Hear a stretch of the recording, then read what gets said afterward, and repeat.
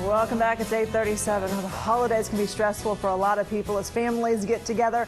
Dr. Rama Pemmaraju Rao is here to help alleviate some of that stress.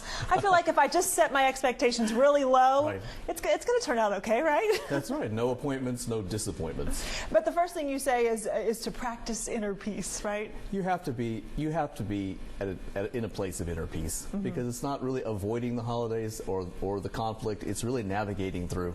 And we're in control. We're the ones who are going to react or not react, because we can't control others. We can only be responsible for our own inner state. Well, what do you do if there is conflict within the family? I mean, you really, how do you avoid that?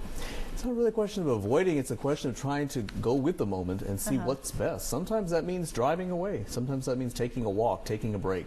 Sometimes it means drawing, with the common interest that both parties have. And also sometimes it's just a matter of saying, this really isn't the right time. So it's setting limits in terms of what you will react to and what you won't. And trying to be positive, right? I'm sure that helps if you're kind of, if you come there with a positive attitude, then hopefully everybody else will be positive as well. You want to be aware of what your inner state is, even if it's negative. You want to try to project as much of a positive attitude as you can.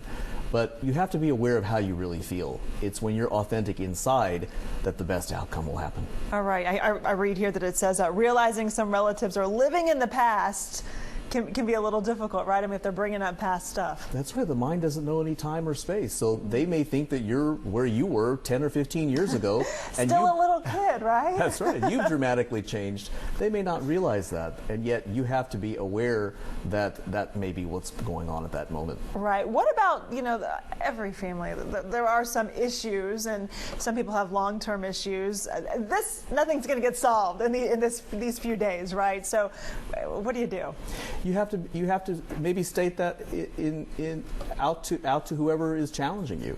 That it's not going to be solved overnight, and that you want to again work on it slowly and maybe get together later through email, phone calls, and to try to heal what is bothering those particular people at that time. You say to connect with feelings is more important. Instead of saying who's right, who's wrong, just try to connect with the person, right? Go with the feeling. Go with where that person is. If they're sad, identify with that, and really try to let them understand that that how they're feeling, or if you don't know, try to get them to understand and explain it to you. Do all families deal with this? I think so. I think it's a universal phenomenon. Yeah, I think so. Well, thank you so much. Thank you very much. We appreciate the advice. Thank you.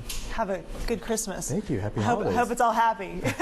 No conflict, right? I think I might put these tips in my pocket. That's right. Take them home with you. There you go.